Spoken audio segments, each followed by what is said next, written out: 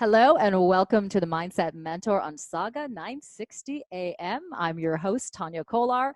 So excited about today's show. Oh my gosh, we are going to talk about the 7 energy centers in the body and how that affects how we think and feel. Of course, our emotions and our thoughts really dictate the quality of our lives. And it's so interesting and fascinating to learn how the body has these incredible energy centers, also known as the chakras. We're going to dive deep into each of the chakras, what they mean, how it affects our physical body, but also our emotional body and our overall well-being. So I hope that everybody is having a phenomenal Saturday today. And are you ready to work out your mindset? The Mindset Mentor is all about helping you cultivate a life you love because you absolutely deserve it.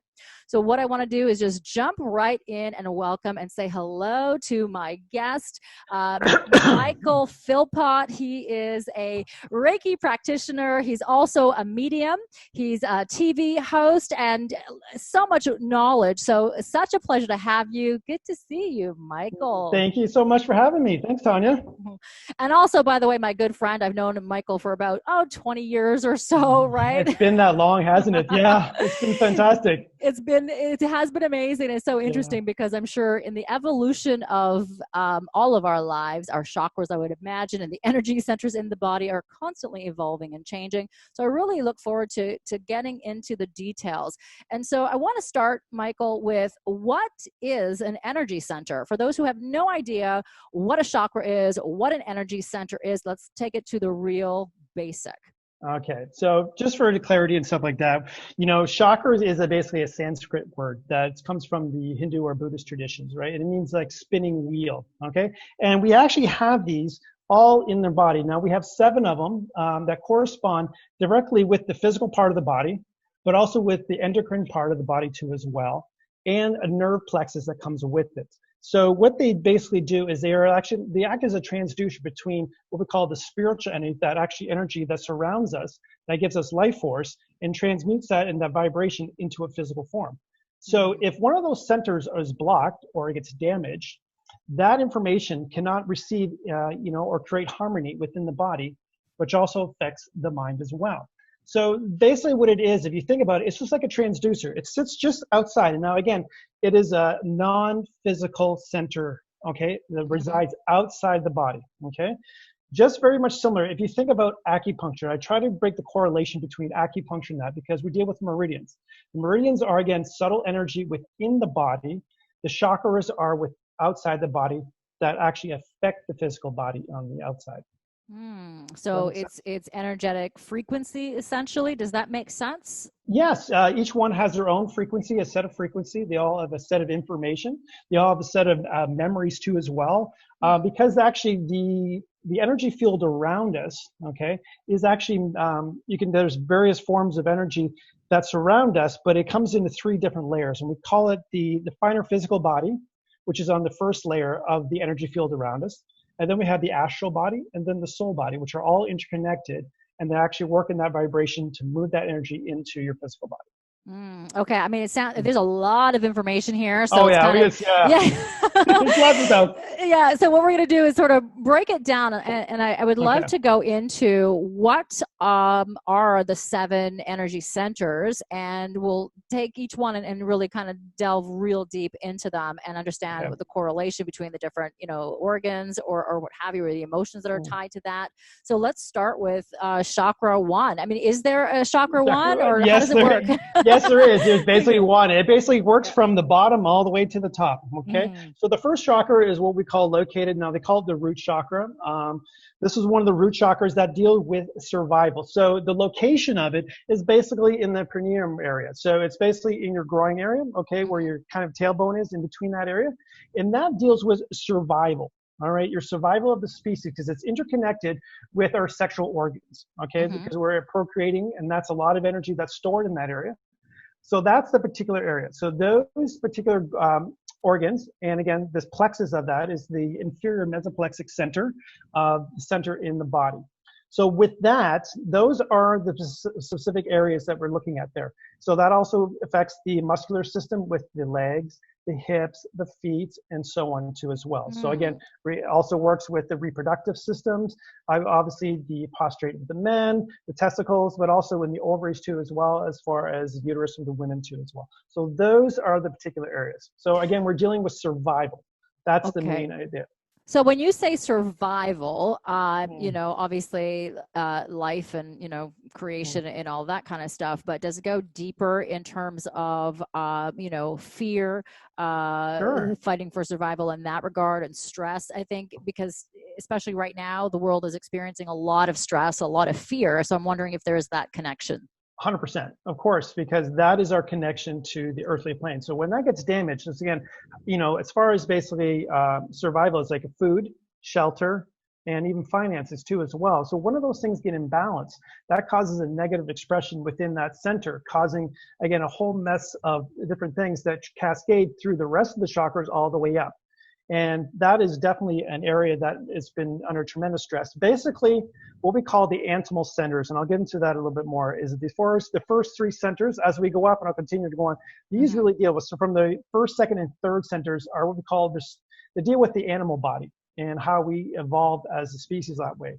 So again, it's all about survival. It's all about digestion, those type of organs. As we move up from the heart center, they get more into the spiritual centers, again, the expression and that.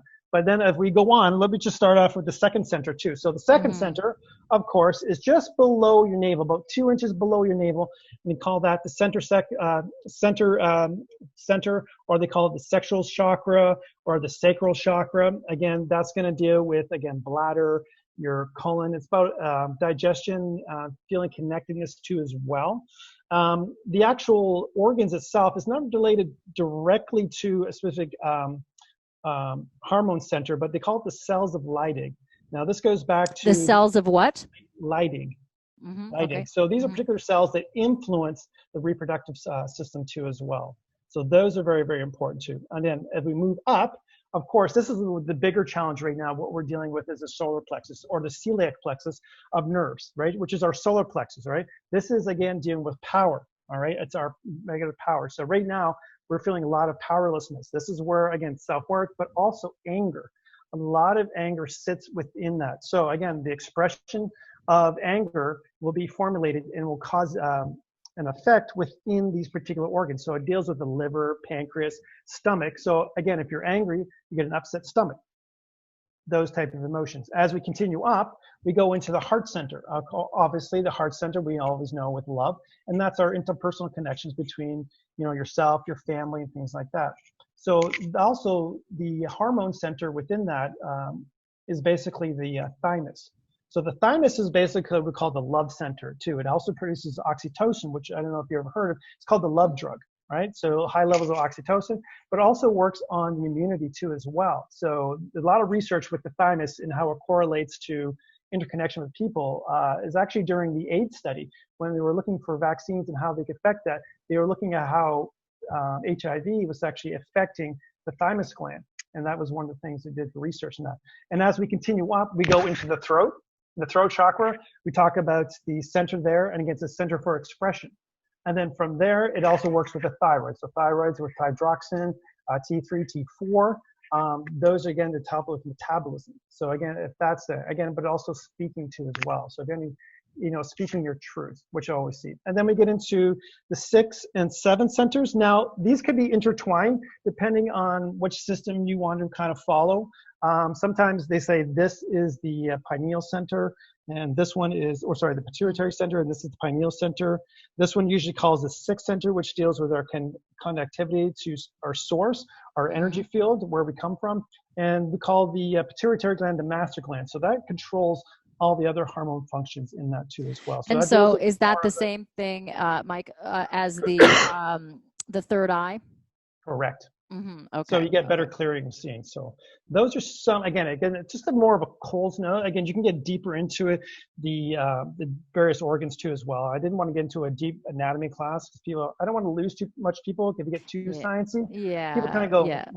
What is this guy talking about? Yeah. Yeah, and speaking of science, I mean, there really is science, and we'll talk a little bit more about the science as well later on in the show, because science has proven that we have these energy centers in the body and how it does affect our emotional well-being and our physical well-being, and so the correlation between our day-to-day lives and our physical and emotional health is massive, and so I think it's really important that we foster as best as we can that natural wellness.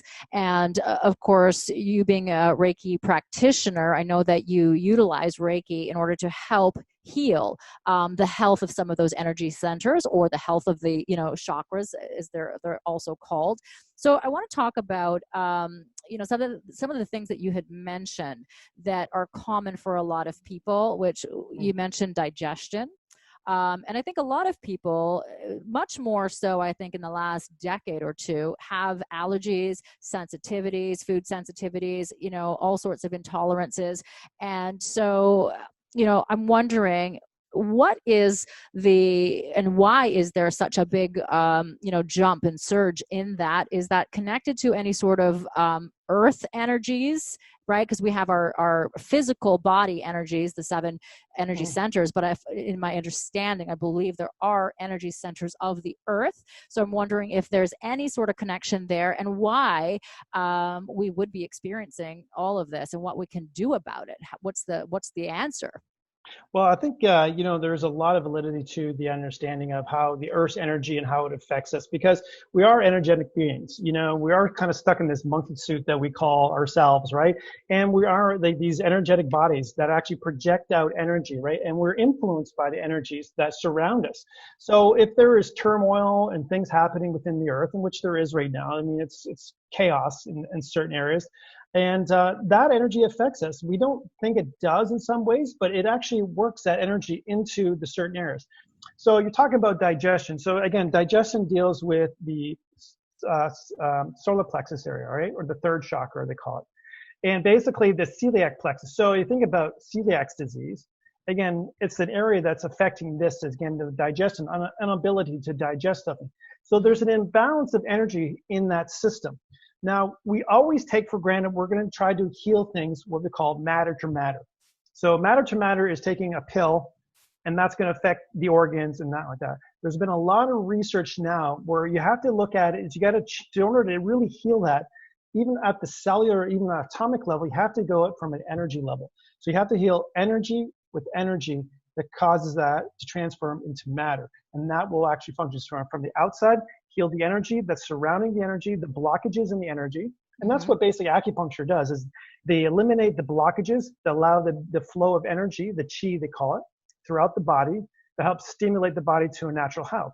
Well, the same thing happens with the energy on the outside. It's producing information, it's gathering information at the same time. So if you got incoherent information that's coming into this particular system, you're going to have all these stomach issues, right? And again, the emotions of that could be also trapped. And again, you absorb that into your body. A lot of people don't understand that. Let's say, for example, if you're around an angry person, you naturally kind of feel their anger. That's just a natural thing, and you don't want to get it. How you get it? It's not your anger, but that energy is projecting out. That's, again, you're receiving it through those non-physical centers, and you're feeling that within the body. So what really important is creating what we call coherence now. And there's been a lot of research done, especially with this gentleman named Dr. Joe Dispenza. Big fan of his, love his work. He's been doing a lot of research with this particular stuff. And he's really brought the idea between the energy centers and the holistic model too as well. Now I've studied other people too as well. And again, this is a little bit older material, from, Steiner, Ledbetter, and also Casey, who did a lot of research and information on this particular areas of how we can heal this. So again, one thing is, again, it was called coherence, is developing an area within the body that all the chakras are producing an energetic field that's coherent, that matches the vibration of your health. And again, a lot of it is through intent. And it also affects the emotional and mental centers too as well. Wow. Okay. So we're going to definitely talk a little bit more Mm. about that. I just also wanted to touch a little bit more on Joe Dispenza's work and Yeah. philosophy. Yeah. And I know that when he refers to the energy centers in the body, he refers to them as like they're all independent. It's like a little brain. Each one is its own Sure. little world, essentially, right? So can we talk a little bit more about that? Yeah, exactly. And that's exactly how he describes it is because what is mind? Where is the mind in the body? Like, we always think it's the brain, right? Like, okay, the Hmm. brain, this big lump of neurological plasticity that, rides between our skull there. That is our mind. But the mind, think about it, it's only 5% that's actually working within the brain. The rest is in the subconscious, which we all know is in the body. Right. So again, with these nerve plexus, so they're like little minds that come to it. So now think about this. Usually what happens is how do we set those minds? Now each chakra has a developmental period within the body. And it usually starts with the first one is when we're born from 0 to 7 years. So when you say developmental process, what do you mean exactly by that? I mean, it sort of is, Okay. it grows as we age and it matures. Yes. So again, it either matures or it stays locked frozen in that particular area. Oh, okay. Example, let's say, okay, because it basically every 7 years, the chakras are opening and widening to a greater information, right? You couldn't have all your chakras open when you're like a 3-year-old. You just wouldn't have the knowledge or information. As we slowly age, we open up each different centers, but not every center gets open and actually a center actually gets healed properly. So think about if you're from 0 to 7 and you have something traumatic that happens in your life, right? That energy will get frozen in that particular set of shock in that particular chakra. And you can look back when I working with people in my Reiki practice, you can actually see, well, I've seen that actually where the emotion or the trauma that gets stored in that has been affecting that particular body. So they come back with hip pain, low pain, a lot of gynecological problems with women, men with prostrate problems, low back issues.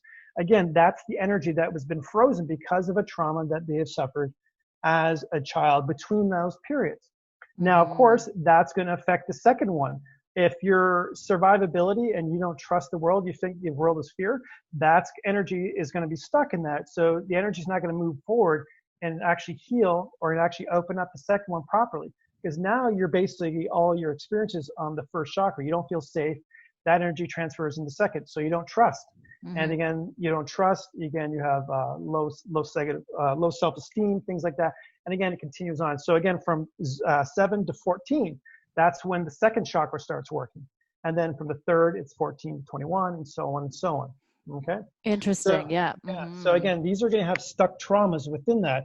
And again, the emotional component again will actually freeze that person in that particular area, causing again not a flow of energy within that center, causing disease.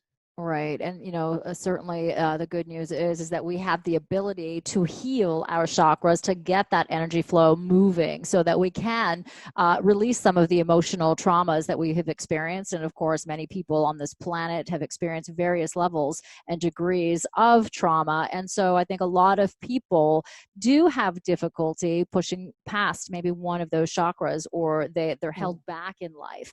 And we may not understand the connection and the correlation between the energy centers and our blocks in life, or limiting beliefs. As you know, I'm a big proponent of limiting beliefs and trying to release them and what we can do. And of course, a lot of those are based on our perceptions and based on our realities, and it could be the trauma, all the things that we've experienced in life that we hold on to that really does affect our mental and physical health. So we are going to take a break here on Sauga 960 AM. You're listening to the Mindset Mentor. My guest joining me is a Reiki practitioner. He's a medium and a show host, Michael Philpott. And when we come back, more on the 7 energy centers in the body and how it affects our emotions, the way what we think, and how we feel. Stay with us. We'll be back. And hello, and welcome back to the Mindset Mentor on Sauga 960 AM. I'm your host, Tania Kolar, and we are continuing the conversation on the 7 energy centers in the body and how that affects what we think about and how we feel. And of course, all of those things determine the quality of our day. So really important to get a handle on, what's going on in the body so that we can really take control of our day, of our lives, and create and cultivate a life we love. Joining me today is a good friend of mine, Michael Philpott. Good to have you on the show. Thank you. Michael is a Reiki practitioner. He is also a medium, which is actually interesting. I want to talk about the connection of your mediumship with the chakras. That's kind of cool. Yes. But also a show host. And so you've taken your wealth of knowledge, intertwined it into your practice. And I know you've worked with so many clients and helping them to release the blockages, in the body, in those energy centers or the chakras, as they're also called. So I would love to talk about some of your personal experiences with your clients and some of the things that you've seen in terms of blockages. Before we took a break, I know we talked about digestion. We talked a little bit about fear, trauma, and that. So can we get some real case studies so somebody listening can maybe get some idea? Yeah, I mean, I have a lot. So I also did a volunteer spot with the Cancer Survival Center too as well in the Toronto GTA area. And one of the things we looked at is the correlation between cancer and emotion and thought process too as well. Now, again, there's some research, but there's not a lot of correlation to research with that. So usually when people have a disease or something like that, they're always looking for answers outside of conventional medicine. What is happening? Why it's happening? And because the endocrine system is so, it's a strong influence on how we rate the body. So again, if we're having negative thoughts, again, the thoughts or the mind is the builder of the body, right? That's kind of makes sense, right? As we think, we will feel. So if you consistently think and feel in a very negative way, you're producing negative results within that center, and over time repetition, the body kind of goes, okay, this is incoherent signals. This is what disease starts happening. Okay. One of the things I've noticed of some things, it all depends on the person coming in. Now, again, there could be a variety of different traumas that they've had throughout their experience. One of the things I'll say, for example, I'll deal with some of the women I've worked with. Again, a lot of women that I've dealt with, unfortunately, have a lot of trauma in their lower centers, and it usually deals with some form of abuse when they were a child. Again, that's going to affect their physical body too as well, because that energy gets stored, it doesn't get released. And those emotions are again, trapped within the body. Now, as a Reiki practitioner, we're just trying to move that energy. And as that energy goes, the memory that's attached to that particular information, that's actually attached to the disease or attached to the emotion, gets released throughout the body. So when I look, sorry. So no, I'm just thinking. So if that memory is getting released through the body, does it actually dissipate the physical memory of that? Sure, it does. Yes, it also brings to the surface so that we can work through that particular memory. Now, not every memory is going to be released, but the idea is to try to release the emotion, because that's what's really hanging on. That's that energy. Because what is an emotion? It's energy in motion, right? That's kind of the Cole's note version of it. But that's what it really is. So if you release the emotion around that, release this tremendous amount of energy that's been stuck there that the body can't utilize to heal. And that's what they're releasing the emotion. So again, a lot of sadness, a lot of trauma, a lot of grief, particularly with loss too as well, especially with connections with the heart. Again, men tend to have this because men tend to not be able to express their love and connectionness. So again, that's why the risk of increase of heart attacks and things like that, because there's blockages of love and connectionness too as well. So by releasing that, just by releasing those particular areas in that, again, a gentleman I had, he was probably 40, construction guy, blue collar, tough as nails. And he was having problems with his his upper back and stuff like that. And the chiropractor I was working with couldn't figure out what to do with him. He's having all these issues and stuff like this. And again, he'd have a little bit of chest problems, but, tough as nails guy, trying to get him into or talk to him about Reiki was a whole nother challenge. But once he got in there and we started working with him and we started helping him move that energy, the release he got from his body was so incredible. The man, I don't think he'd ever cried in his life. Was Mm. bawling in tears, just releasing all that energy that was been stored and trapped, that expression of love he never got as a child. As a man, because we're, typically as men, we're not supposed to express that sort of thing, keep Mm. our emotions in check, keep it close to the chest, as we say, right? Mhm. But he had a tremendous release there. And then with that, he was allowed to have his body just reacted, within 3 days. He didn't have any back problems. He had no upper back problems. He had his heart rate was down too as well. He didn't have any problems with his lungs. It was fantastic. But again, he was willing to do the work himself and open himself up to this healing energy too as well, which is So fantastic. yeah, it's a beautiful thing when you can have Yeah. such an intense release like that. And of course, smaller releases are amazing. Any release is a good thing. Yeah. But when you're storing that kind of pain for so long, of course, it's going to have physical issues and detrimental effects for the body.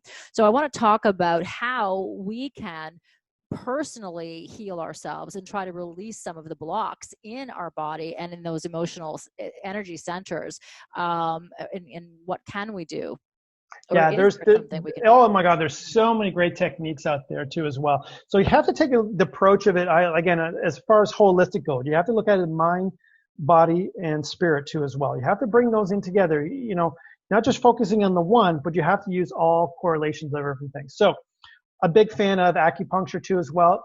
A lot of people are not big fan of needles. Again, subtle energy movement too as well. Mm-hmm. Now, another great thing is that I know you're familiar with this is yoga. Mm-hmm. Yoga is fantastic. Again, it's an old tradition there. Again, a moving body, moving the flow of energy or the kundalini of energy of moving that. Again, moving those blockages that are stored. That's why they have the certain positions that you hold. And again, moving that too as well. Massage therapy is another one too as well. Again, working with the physical body, because if you're releasing it through the physical body, it's going to work its way out towards the energy centers too. So even though we get the energy coming in, it also expresses out too. So you're releasing it from the body. Any type of body work is fantastic. Thai yoga massage too as well is fantastic. So Mm-hmm. those are some similar things too as well. So again, chiropractics is another one, releasing it through the centers of the nerve centers, because again, the blockages are going to be affecting the nerve centers within the spine too as well. So chiropractic is treatment too as well. So Okay. mentally too as Yep. well, meditation. Meditation is key. Big, big, big, big. You Mm-hmm. have to go within and look at each individual centers, and you can just look at what's happening within. Everybody's focusing on the outside. You have to go to figure and heal the outside. You have to kind of work on the inside. That's kind of what we always talk about. Yeah. So my question that I was thinking is that, so is it important when we are doing that healing, whatever path we choose, is it important that we understand what chakra is blocked? Is that necessary in our healing? No, it's just the intent of wanting to be healed. That's the greatest thing. Now, you can get into the intricacies of that, but again, having a little bit of knowledge and information, it really kind of helps to kind of see where you're at in life. I Mm-hmm. always say to my clients, I said, yeah, just give me a little bit of information, get some knowledge and stuff like that, and that will help them make a better decision about where they want to take their healing process. But it's really about the intent. It's about, I want to heal, I want to create wholeness in my life. And that's what I've looked at this work. It's really about creating wholeness and freedom from the past, wholeness and the connectedness. Again, feeling that everything else just kind of falls away when you feel that type of love energy. And again, it's an amazing feeling. And it's really amazing to see people that have been stuck for so many years, and that little spark gets it. They just get that little spark, and then they're off to the races, and their life just literally changes. In that, we call that quantum second. The energy shifts. There's something shifts in their bodies that allows for that energy to be released, and then bang, I mean, their body just starts changing. Their life starts changing. Yeah, it's an incredible feeling to see. Yeah, I think that's so amazing. And the body is so good at giving us signals as Yes. to where we need some help. And it's like a little SOS signal. Okay. It's like you need some help over here, whether it's a pain, physical pain somewhere in the body, or you feel it emotionally. We know that certain things make us feel good and certain things make us feel bad. So if we can get present to our emotions and how we're feeling, we can really start to unravel it, to deal with it, to heal it, and to continue forward in a way that, again, is to our best evolution. you had mentioned earlier about cancer, working with cancer Mm. patients, and again, the emotional connection there. And for me, personal experience with my father, who has passed away 7 years ago from cancer. I do believe that a lot of that, or all of that, was connected to a broken heart. My mother passed away before my father, 4 years before my father, and he was devastated. His world, was my mother. And so I think that a lot of people can relate and are in a similar position. You lose a love of your life, whether that's a spouse or a child or a friend, anyone who's dear to you. That's going to have some emotional consequences within the body. And if we don't process those emotions, it's going to come out in a way or not come out in a way. It's going to be stored somewhere, right? And I think that for my father, not the most expressive person with his emotions, loving, but not expressive physically or emotionally in that sense. So I do believe a lot of that was stored within the body that caused cancer. And that's basically where we look at disease. Is basically just the idea. It's the energy that's trapped in that, producing incoherent information within the body that causes disease. Like you think about the word dis-ease. I mean, that's again the simple thing of that. But well said, Coach. I think that's, if everybody's listening to that, I mean, it's perfectly well said. I think I couldn't have said it. Well, you said it better than I could anyway. So. Oh no, listen, you're the brains here. And I don't know about that. With the science and just again, there's a lot to understand and comprehend when it comes to the energy centers and the chakras in the body. So I do find it fascinating that, I mean, many years ago, people just thought, oh, chakras, that's for people who practice yoga, and it's new age, and that's it. Those hippie, those weird ones. Yes, exactly, right? But now I think it's really embraced on so many levels, of course, in the science world as well. And you had mentioned some of the doctors who research it, like Dr. Joe Dispenza, Casey as well.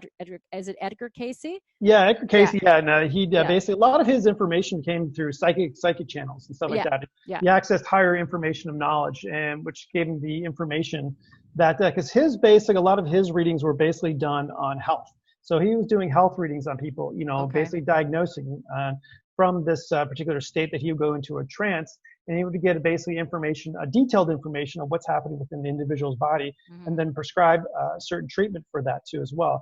But during his course, because he was accessing these higher levels of knowledge and information that's out there and accessible to anyone, basically he was able to just kind of give a more perspective. He was kind of like, they call it the forefather of holistic medicine, because he really brought to the forefront of, the mind-body connection, spirit, how they're all intertwined. We're not just physical beings here, so like that. So it's it's not even just the holistic aspect, but it's a deeper philosophy too as well within the, again, the spiritual community and just universal knowledge that's out there. Yeah, and I'd love to talk a little bit more about that as well. I know that you are also a medium, and I wonder, how that has impacted, some of the clients that you've worked with, and how Reiki and the mediumship, go hand in hand. Now we're going to take a short break, and we'll be back, and we can't wait to hear more about that, Mike. All right, so stay with us here on Sauga 960 AM. You're listening to The Mindset Mentor. I'm Tania Kolar, and that was Michael Philpott, Reiki practitioner, medium, and show host, who is explaining beautifully the 7 energy centers in the body, also known as the chakras. I think a lot of people know it as that. And again, how that connects to our mindset, right? Our thoughts and our feelings dictate our entire day and our lives. So we definitely want to take control of that. And we'll be back, and we're going to continue to work out your mindset. Stay with us. And welcome back to the Mindset Mentor on Sauga 960. I'm your host, Tania Kolar.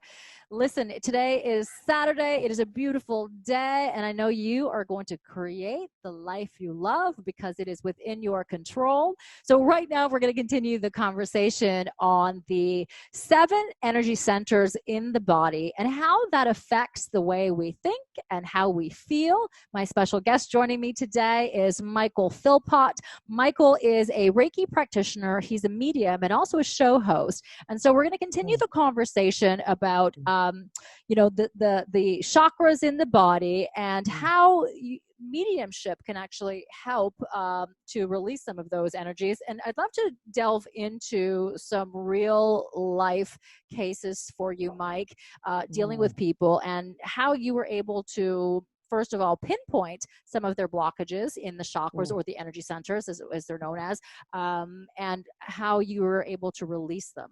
Yeah. So one of the things with mediumship is basically a medium is basically somebody who connects with spirit, people who have crossed over.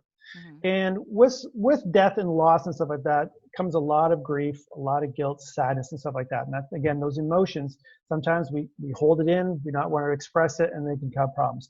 So part of what I like to say with mediumship is part of helping people heal the grieving process. And again, it's also proof of consciousness that survives after death. So that's what a mediumship is. A lot of the information I received too is not just only through the mediumship for that. So the mediumship deals with spirit, like people like yourself and I, let's say, have crossed over, like loved ones, fathers, parents, cousins, stuff like that, have crossed over. So connecting with them. On the other side, what I do is called life readings too as well, where we look at a whole overall holistic picture of their life. And I usually pick that through my other senses too as well, my clairvoyancy and clairaudiency too as well. Mainly as clairvoyancy, so I'll pick up information and I'll receive information, claircognizance is too as well. So just receive the higher information about the individual. So with mediumship, it's really about healing, helping with grief. There's a lot of information. And I'll show you an example. I did a reading for a lady, oh my God, it's probably, I'll go back about 8 years ago. And she came to me and she was just asking about life issues. And, I basically gave her the information that was needed, necessary for her growth and stuff like that. And through the process, she ended up meeting an individual that became her husband, and which was fantastic, something we talked about and something that she was so happy in her life all changed. Mm-hmm. Fast forward 4 years later, I get a phone call. Her husband passed away. So she was in a state of absolute grief and cannot get over that. And she wanted to have some information that basically could help her get through the grieving process. Again, that communication. Because a lot of times, there's a lot of things are not said. You have the anger issues, like why was this happening? So I was able to connect with the energies. Now, with mediumship, you don't always connect with that individual that you're looking to get. So if you come to see me, you want to hear about your grandmother, a lot of times you're not going to get your grandmother. You may get your grandmother's sister or somebody else related to that. Not always. But for some reason, because of her openness and the way spirit works, I was able to connect with the energy of what was happening with that. And one of the big things that I've noticed with mediumship is sometimes people don't get to say what they wanted to say before they cross over. Mm-hmm. So her husband, unfortunately, wasn't able to tell her that he loved her during that process. And by me connecting with that spirit and using my voice as his voice to allow me to express that information, that emotion, because I also feel that emotion that comes from the other side. So I feel it within my body too. So it can be very overwhelming. Mm-hmm. And I express that to the individual. I express that to her and say, listen, this is what happened. This is what I saw. This is what he's communicating. And then just the release of emotion that came over her. It was just like she had this weight just lifted off there. It was just one of the things that she needed to continue on her way, on her house. So that is just one of the ways that sometimes mediumship can really help people too as well. Yeah, and also too with life readings. Yeah, yes, just find some answers, but again, just confirmation that, hey, there is survivability. Consciousness survives after death. And, people always have that interconnection. One of the things I always say with mediumship or just in this type of field is that love is the universal connection. So whether we're here or there, multidimensionality, love is the true connection. It's the one thing that binds us. It's the one thing that has created us. It's the one thing that's constant in the universe. It's just our ability to actually hang on to that, but also bring that into our own lives too as well. So that's the big thing right now. And it's something that really needs to be done on a global scale right now. It's just the reconnecting to that source of love, which is so important. Yeah, I think we're all looking for answers right now. Yeah. Oh my God, yeah. Yeah, and so many people feeling hopeless. And again, that definitely is going to affect our physical body as well as our emotional health. So it is important to, look for ways that we can help ourselves or help loved ones. And I'm curious about ancestral connection. So you talked a little bit about connecting with loved ones or what have you. And is there any kind of resonance, that we pick up from our ancestors in the body that's held in the chakras? Because I know that we can pick up certainly insecurities and limiting beliefs through generations. Is there any connection like that Oh within the my God. body? You just opened up a can of worms on that one. Yeah, there's a lot of information about that. Oh. Yeah, epigenetics is one thing. It's the vibrational patterns of our progenitors that get passed on. So let's say, for example, again, I'm going to just kind of try not to make it too complicated, but the vibrational patterns of the individual, so your father and mother, so their predominant emotions that they feel on a daily basis gets transferred to the egg and the sperm. So they're the first ones that actually affect the DNA on the developing fetus. So if your mother is somebody who does anger a lot, or the father does anger a lot, and the mother does victimization a lot, those two patterns are going to be affecting the actual DNA of the individual. So there's a whole broad new term for that. I believe it's called epigenetics, where they're looking at the study of those vibrational and emotional patterns. And again, that's ancestral, right? Because he got it from his father, and his mother got it from his father. Yeah, and I believe that's family, like, yeah. the epigenetics, so above the gene. So I guess that's Yeah. what, yeah, okay. So again, it's ancestral. So now you take that individuals and you look at a group of communities and how they think and feel, and that gets passed over on that, because as the person develops, they're being raised by those two people. So it reinforces the genetic and emotional patterns that they face. So the child gets that, right? So again, just like father, just like, like son, like father, mother, daughter, so far.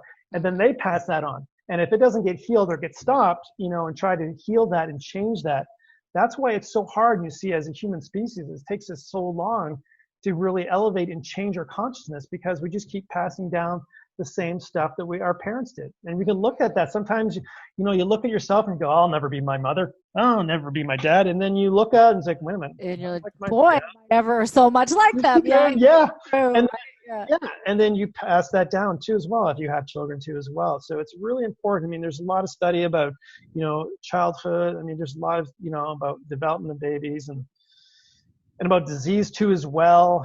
Childhood diseases. There's lots of good information out there too as well. Yeah, there's lots of great sources. A good book I read not too long ago was The Biology of Belief with Dr. Bruce Lipton.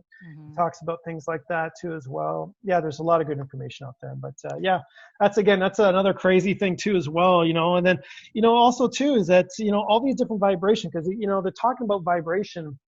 And how it's affecting us, and basically energy, and even the certain foods we eat too as well. They just don't vibrationally match with the human body, and that's why genetic modification foods is one of the things they're looking at, because it no longer vibrates at a certain thing that actually is in homeostasis with the body. So it's there's lots of different things you can look at there. I mean, we can talk for hours on this stuff. Huh? Yeah. All right, I know. but yeah, I wish we had more time. I know, and I know there's a lot of great experts out there. I have a good knowledge of, my background is in health and fitness too as well, but and also, formerly being a chef too as well, about diet and cooking and stuff like that. But there's some really good experts, and hopefully, maybe I can hook you up with some really good experts too as well, and talk about food and vibrational patterns with foods too as well. There's just a lot of great people doing some amazing things out there. Yeah. It's my mission is to get the information out to the world and to help people. Well, you're doing it, young lady, I'll tell you. Oh, well, thank you. It's wonderful to listen and to learn. I think that we are all lifelong learners, and the more open we are to that, the better quality of life that we'll have, and the more that we can offer others as well through conversations or in any way as well. Just human interaction is so important. And I think this whole self-isolation has been a real solid lesson on the importance of connection, and really valuing others and what we can contribute to each person on this planet. And I think that we all have a beautiful gift to share. And, I think it's so important to recognize that. One of the reasons that I think we hold on to so much emotion, trauma, pain, turmoil is because we do have a belief, an inherent belief that we're not good enough. The limitations that we've grown up with, the perceptions that, we've done things that are wrong, we beat ourselves up, and, they really do hold a lot of trauma, right? You can relate, Yeah. Mike. Oh, yeah. Yeah, we may have to get some wine out if we're going to talk about things like that. Yeah.